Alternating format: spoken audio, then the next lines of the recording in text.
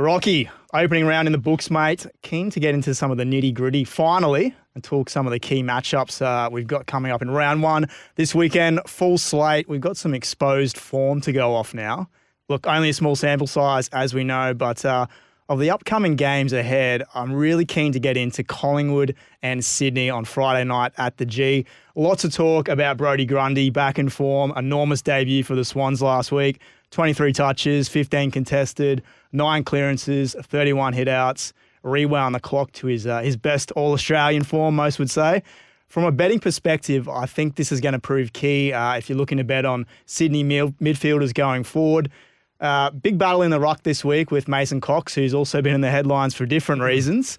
First of all, how do you see Grundy having an impact on this game? And do you think we can trust that kind of form going forward into the season? Yeah, I think we can. I think as the number one ruckman, that's what he craves. That's what he's always wanted to do. He hasn't had that probably for 4 or 5 years now. We know he had some injury concerns late at Collingwood, but Darcy Cameron was there, Mason Cox as well, and he wasn't sort of the number one ruck all day. That's how he likes to play. Never got the opportunity at Melbourne, of course, with Max Gawn there, but we've seen what he's capable of last week. So it's a massive tick, massive win for the Sydney Swans. And I think he's got a point to prove on Friday night as well against Collingwood. He obviously didn't want to leave. He loved the footy club. I think he'll be fired up. And the midfield group that the Sydney Swans have got, they've got stars coming through. We know that Luke Parker and others aren't there at the moment, but massive tick.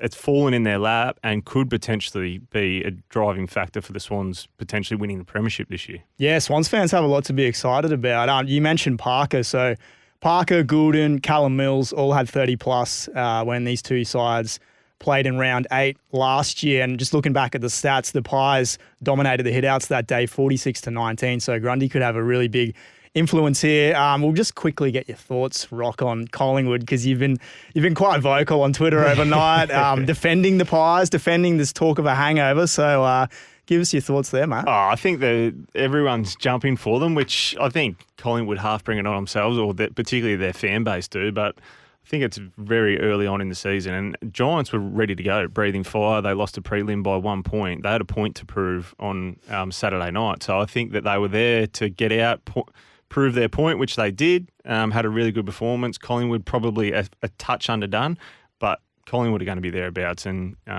in that top 4 again. So I think to write them off or say that they've got a premiership hangover after one game, I think it's a bit early. Maybe if they're still playing the way they did on Saturday night after 6 weeks, then it becomes real. But after one game, I think it's a bit of an overreaction. Yeah, I tend to agree. I mean, the Pies still have a couple of key defenders to come back in as well, and Jeremy Howe, so that loss can't be overstated. Look, I'm keen to get your thoughts here on the Gold Coast Suns, because you called that game on the Gold Coast on Saturday. It was a up and down contest. I'm sure you're going to sleep after that first quarter, and then things really turned on their head. So the Suns play the Crows on Saturday on the Gold Coast again. Let's talk Ben King. Silenced a few of the doubters last week. 5 goals after penning a new contract. 5 combined against the Crows when they played twice last year. Into $19 now for the Coleman. Do you think we're going to get another multi-goal game from Kingy? And who do you think the Crows probably send to him? Yeah, it's going to be interesting to see. The Crows have a bit of flexibility down there with their key defenders. So whoever gets a matchup is going to have their hands full. Casbolt is another option inside 50 and the Coaches as well. So I'm not exactly sure who they will go with at this point, the Crows, but they'll do some work on it. Their midfield was exceptional on the weekend, the Gold Coast Suns, and it should be too with the players they've got through. Matty Rowell's back. Matty Rowell, outstanding. We forget how good he was as an 17, 18-year-old, burst onto the scene, then had the shoulder issues and just set him back a little bit.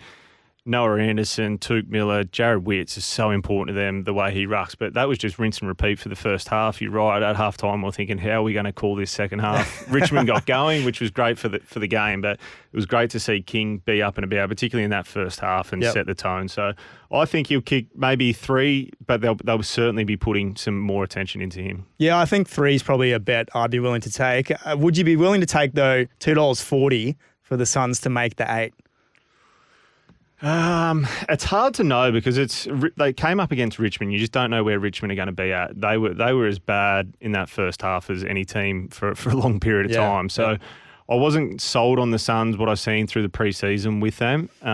I'd be keen to take the $2.20 or whatever's offered about the Adelaide Crows. I think they're the value this weekend. Can the Suns back it up? Obviously, an emotional week, big week for Damien Hardwick. Can they back it up? I'm not convinced they can, but the Crows will stretch them. I've got the Crows in my top 4 this year, so I'll probably be betting on the Crows, to be honest with you, to upset the Suns. But Gold Coast are very tough to beat up here in Queensland.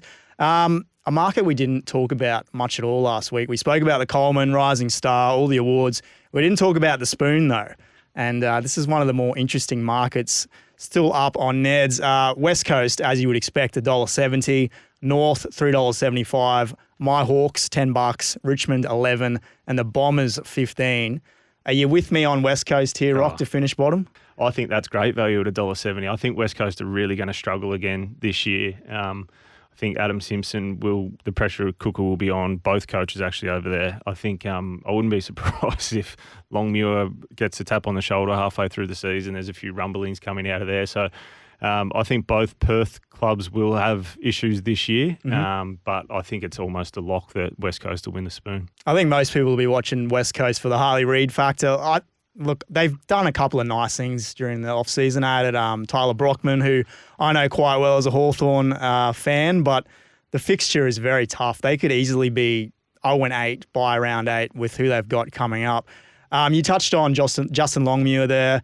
I think him and maybe Luke Beveridge are the two coaches that are on the biggest hot seat heading into the season. I said at the start of last year that Bevo could be out, and the Dogs didn't make finals, but he still retained his spot there. So out of those two, Longmuir and Bevo, who do you think's probably on the biggest hot seat? I think, it's probably Bevo, but I think Longmuir won't survive. So it's a... You're calling it out, willing to say it. I don't think he will. I think they're going to really struggle again, Fremantle, and he's 6 years there now.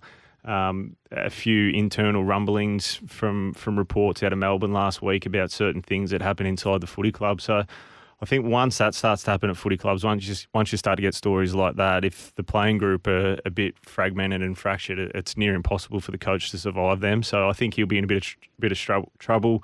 Bevo, I think the same. They need to play finals. They need to be a top 6 team, otherwise he's in a bit of strife. But there's a lot of coaches as well, like even my old coach, Kenny Hinkley, he's going to, if they're not sort of top 4, top 6, the pressure's going to be on him as well. So Matty Nix is another one. If the Crows don't improve from last year, they're 5-6 years under Matty Nix. If they miss finals again, they haven't played finals since 2017, I think. Yep. Pressure's going to be there. So Adam Simpson's another one. If they start really poor and you say 0-8, if they end up 0-12, then do they make a decision and cut ties and go elsewhere? So it's an interesting landscape, the coaching one this year, I think. I think that we'll see a fair bit of movement towards the back end of the year. But out of those two, I think the pressure's on Bevo to perform. I think it's always going to be on Bevo too when you've got players like the Bont, Aaron Norton, one of the best forwards in the comp, Jamar Ugle-Hagan, emerging star.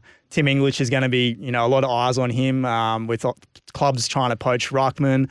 You can't have that kind of list and not play finals. And the way he coaches a bit as well, the way he shifts the magnets around, people look at that team and go, pick your best 22, best 18 positions and play him in those positions. And they often shift away from that. We see McRae playing as a half forward at times, a winger. We know he does his best work as an inside mid, but we see all these players shifted around to different positions.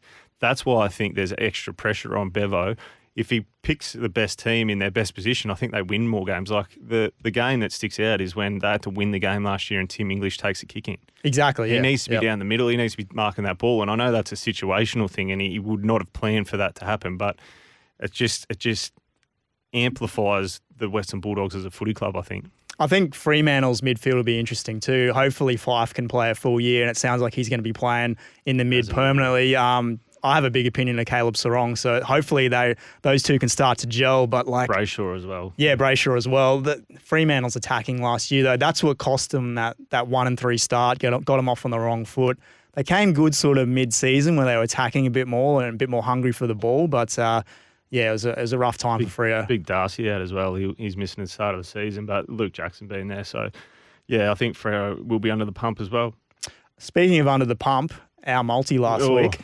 We went close, Rock. I got us off to a fast start with Sydney getting up on Thursday night.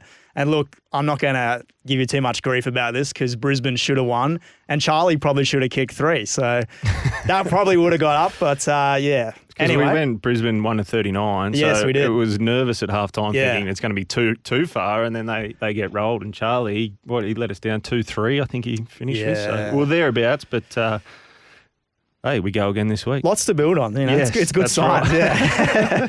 All right, so this week, Rock, you're going to kick us off. You like GWS at the line. The line is minus 44.5 as we record. Yeah, we record on a Monday morning, so there's not a great deal of markets, but I think the Giants, the way they played on Saturday night against Collingwood, I think North Melbourne are in for a really tough day against the Giants. I think they'll blow them away. Toby Green was a bit quiet. I think he'll have a massive game. So I think, 45 points is a good margin. All in on the Orange Tsunami. You're looking at Collingwood Sydney again on Friday night. You've gone Errol Goulden, who we spoke about a little bit last week for the Brownlow. I think they'll put a bit of time into him, Collingwood. Maybe a Tom Mitchell or someone may go to him, but I think he'll have 25 plus on the night. I think that's a pretty safe bet. So $1.33 about that. Nice short odds. I've gone Shea Bolton just to kick 2+ goals against Carlton. He's a big time game player, and I think he was a little bit on the quiet side last week as well. So 2+, $1.96 there. That's good value. And then I'm going to wrap it up with Melbourne, just head to head against the Bulldogs, $1.67 head to head. I don't have a big opinion of Melbourne, and I think we saw some weak signs last week on attack.